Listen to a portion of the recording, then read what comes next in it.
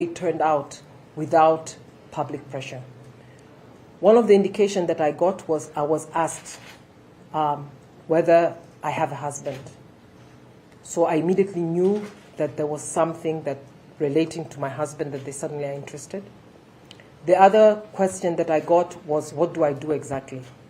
But every time I wouldn't answer, I would tell them that when you abducted me, what information did you have about me? And they really didn't like the word abduct. So they kept telling me, we did not abduct you. And I said, what you're doing is abduction. I didn't get to see their faces. There's one of them, I know that when they were taking me, I looked into his face, but he was wearing a mask and a cap. I saw only his eyes. The others I didn't see. But I think my sense tells me that they were younger, based on the voice and the way they're young, the ones behind, and the ones in front, unfortunately, I've not been able to interact with. I would really like to take this opportunity to thank people.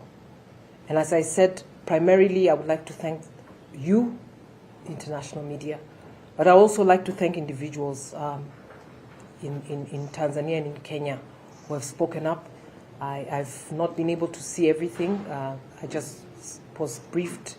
I'm aware that people like God Bless Lema and Tundu Lissu and Mnyika, some of the politicians in Tanzania, have spoken up. I'm also aware that there have been a number of individuals who have done a lot of activism in terms of calling people. But I also want to thank a lot the government and the embassies of the EU delegation and the US.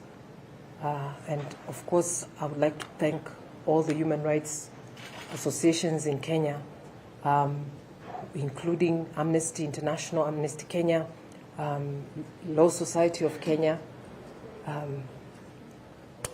Defenders Coalition. Sorry, I have a list.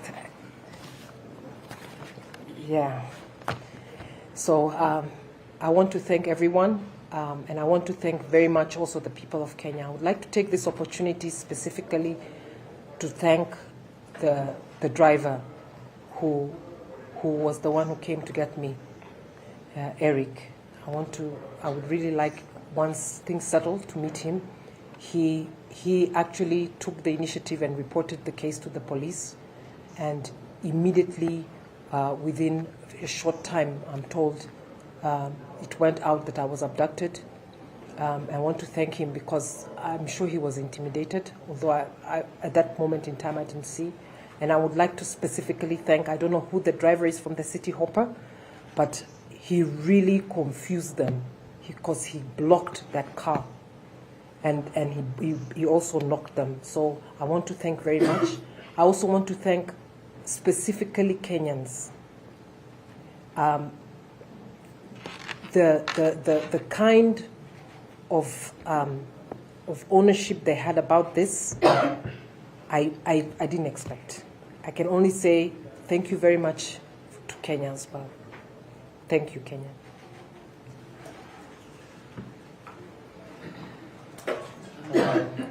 Yes.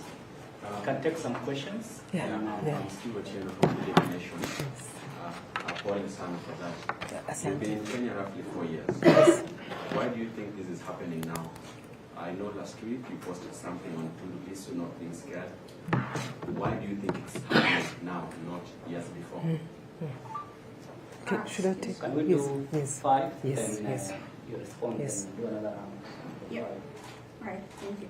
My name is Esther Diana from Standard Media Group. You fled Tanzania specifically for safety. Do you, after the events that happened, do you feel safe in Kenya? And then when you say you got a driver, perhaps did you get a chance to ask the driver, with the one who dropped you back to Kilimani, where he picked you up? Do you have a recollection of where you got there, right? My name is Mike from TV47. Perhaps from what happened yesterday, prior to that incident, have you previously received threats from anyone else or police? My name is Melita Oletenges from Citizen TV. My question is, after you fled Tanzania in 2020 and came to Kenya, did you register with any refugee organization and say that you're seeking asylum in the country? You can respond. My name is Lucia from Spain's International News Agency. Just a very quick question. I'm not sure if you have an idea of how many people were involved for IDP. I think we can take on this. Yes. Okay. So why now? 2025 is a watershed year for Tanzania. There is going to be a general election where for the first time we're going to be seeing the citizenry more awake than ever before. There is a much more bigger awareness, however the repression is getting very big. We have seen that the abductions have gone up since I would say 2 years now, but more in the past year. There's been a lot of abductions as well. Most of them have been politically targeted. One of the things that I've really fought for online, and I think it will answer to some of your questions, has been to shed light on abductions in Tanzania. One specific case that I know that I've done, and I've even filed with the UN, is of a young activist called Deusdedit Soka, but I've also done a number of abductions where continuously they have been reporting on the abductions. My feeling is that the Tanzania media, but not the mainstream media, but social media, have constantly been alluding that I am the cause for the ruling party CCM's demise, the unpopularity with the people. But it was more for me of a propaganda, but I think that now they're taking it more serious. But I also think that based on the fact that they really wanted access to my phone, I have a feeling that some of the things that I report on is now giving them sleepless nights. So that was one of the reasons they wanted. I think that 2025, there'll be more and more threats in Tanzania, but also outside Tanzania. I would like to take this moment to also mention specifically one person who I've had for many years target me specifically. His name is Musiba. And a few days before, on the 7th, he actually, on his online TV, he mentioned me and another journalist called Erika Bendera, who is also out of the country. And he said that what Tanzania needs to do, and that's what he said. He said we need to do the Kagame style and get them to come back and deal with them. So this I was told, but of course he's been saying a lot of outrageous things about me. But I think that this is probably one of the threats that was really taken seriously. I hope I've answered your question. About being safe, Esther, that's a very good question. And I will answer it together with the question about the asylum and the refugee. I didn't come to seek asylum in Kenya. I actually set up a business, and I was in the midst of moving, like officially moving, when I actually had to flee because I had information that they wanted to detain me. And I'm not sure how many of you are aware, what usually happens is when I say detain is they abduct you. If you're lucky, you appear in court. If you're unlucky, you don't. This is a trend that happened under President Magufuli, and that is the time just before the elections. Just like now it's 2025 beginning, so that was before the elections in 2020 when this happened. And then we made the decision that for that reason, it's what I would call self-exile, that I will never go back. So it was not specifically a refugee, but of course Amnesty International was aware. They were the first individuals who were aware about what we were experiencing and the fact that we didn't want to go back to Tanzania as self-exile, but we also asked for protection here. But within months, it became clear for us that Kenya was safe. So that was your question. And I've never felt unsafe in Kenya, to be honest. You asked about threats. Is that once there was an incident of a visit by people who identified as DCI, but nothing, when we tried to follow up together with some of the human rights, we were told that there's no issue. that those people came to look for me, they are not a threat or they were not looking for anything. So we let it go. So I don't know whether now that was a threat, but that's the only incident in the entire 4 years that I've had whereby I had individuals visit and then they left and they never came back. So I think that also is, for me, an indication that this gave me that safety. Now you're asking after the incident. That one, if you'll allow me, I will have to do assessment together with some assistance in terms of safety. I will say one thing. What makes me feel safe in Kenya are the Kenyans, more than anything else. Because what I experienced yesterday, I don't know how many people know that when you are being abducted and you see people fighting for you and they don't know who you are, that gave me a sense. And later I was told that in social media, Kenyans were actually trending it and commenting on it as if I was their own. For me, what gives me safety are the people. The second that gives, for me, a more secure is, unlike in Tanzania, there are rule of law things that have been happening, including the habeas corpus. And here I would like to take a moment to say, I feel very, very lucky compared to the people who have been disappeared in Tanzania. The activist I talked about, Deusdedit Soka, was disappeared, and the habeas corpus case was dismissed in court. They couldn't even get that done, and he's still missing for months.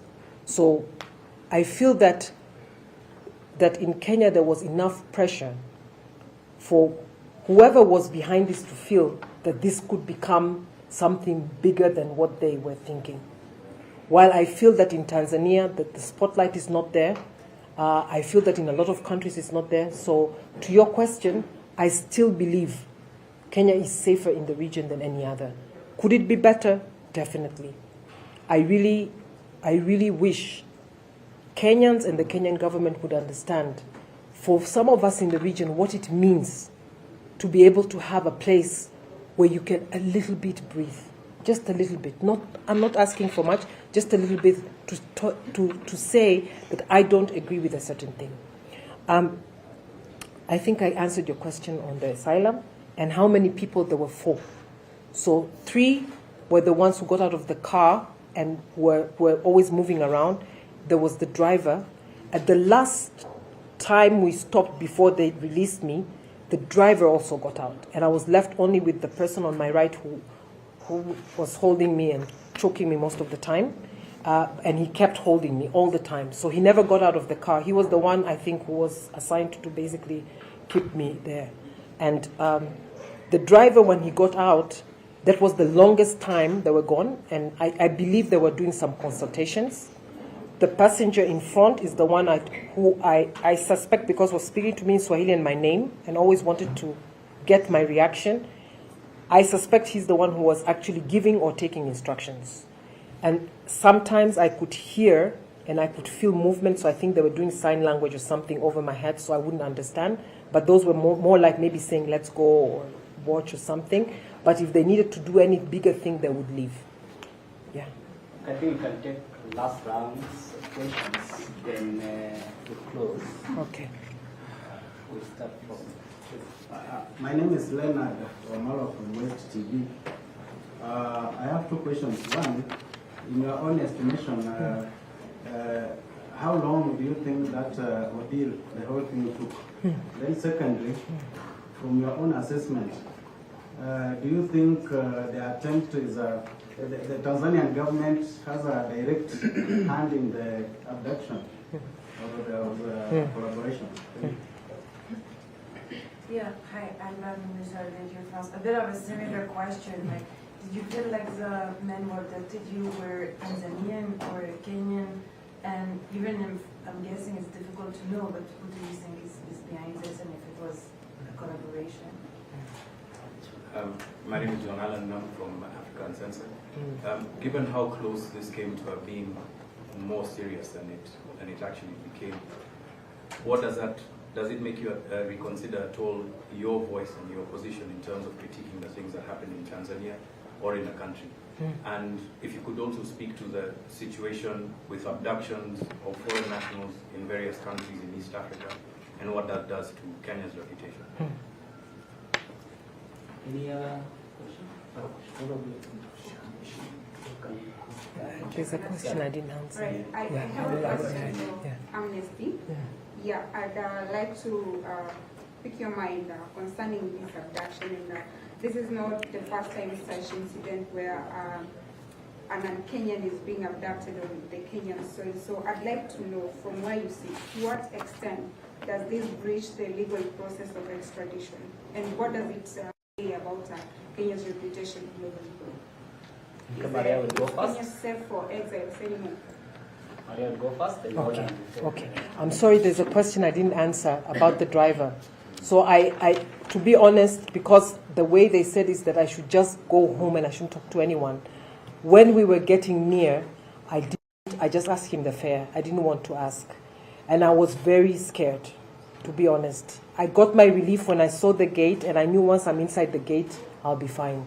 So one of the things I've been trying to see, and I want to take this opportunity to appeal, if that driver sees this and he recognizes me, I actually had a cap when they released me. They put the cap on me and they said go. So he wouldn't know, but I'm sure he will remember where he dropped me.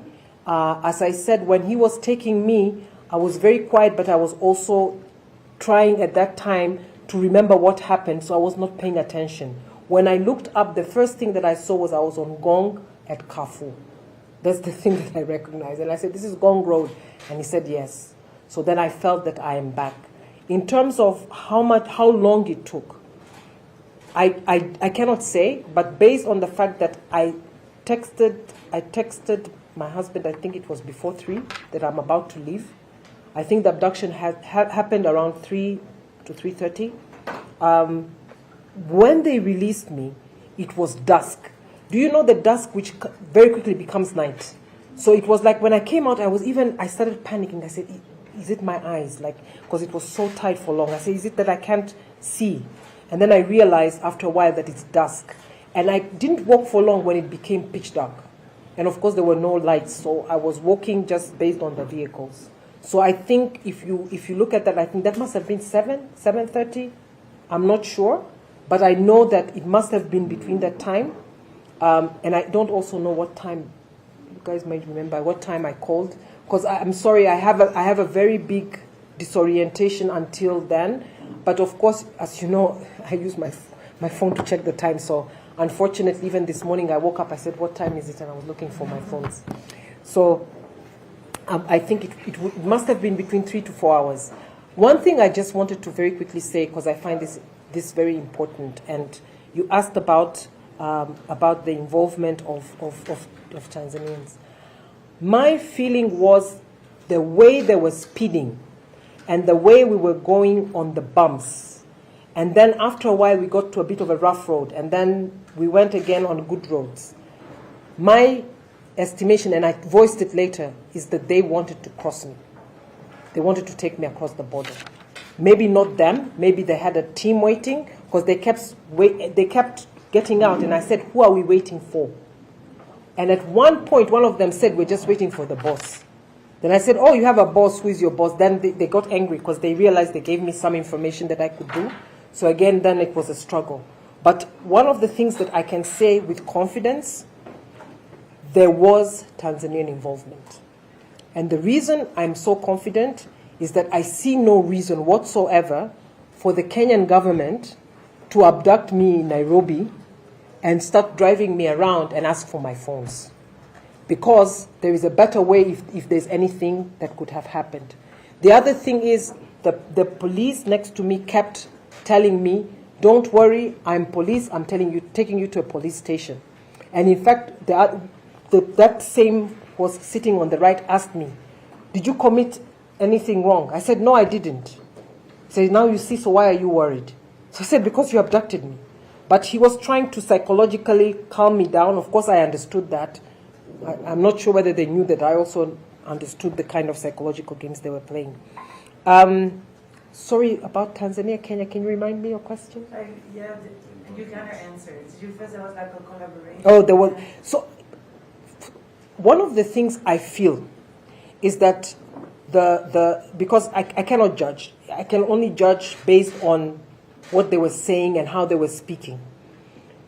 The ones at the back who were basically doing what I say, the manhandling, the handcuffing, the dragging, I think they were Kenyan because I didn't speak Swahili at all.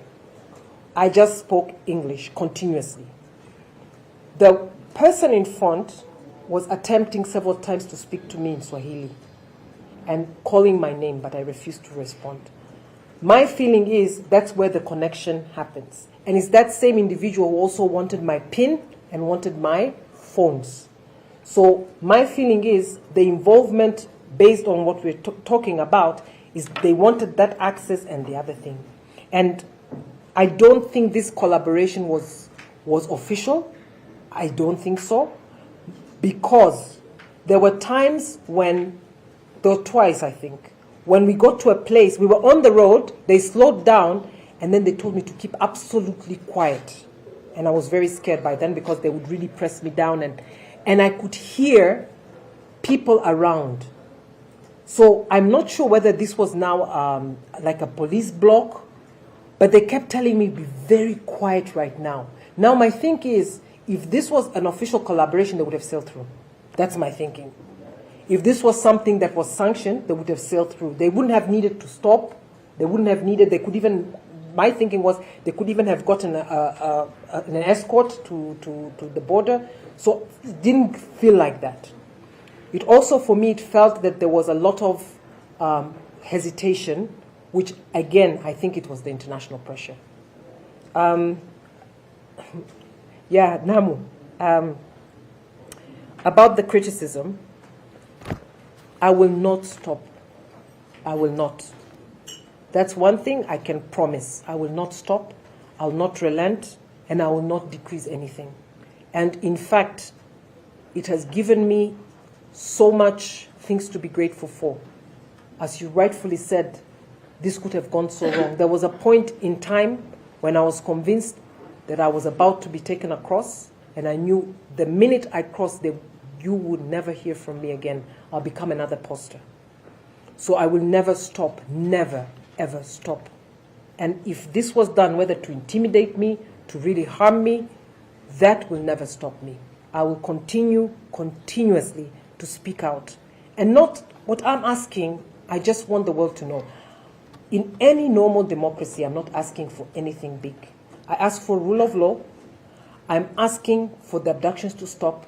And I'm asking for true democracy, which includes not abducting, hurting, and killing the opposition in Tanzania. I'm not a member of the opposition, but I speak up for them because they are under threat. People like Tundu Lissu, who have been shot, barely survived, are still being targeted.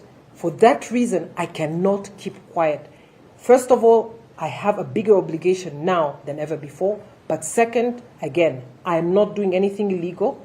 I'm not doing anything that anybody would say is unconventional. I'm asking for the basic human rights in Tanzania. To finish up about foreign nationals, I think I'll leave that up to Roland to comment. My take is that it's very unfortunate. As I said before, I feel Kenya is definitely a place where I never felt threatened, never. So it's very unfortunate, but allow me then to hand over to Roland. Yeah, well, switch. Yeah.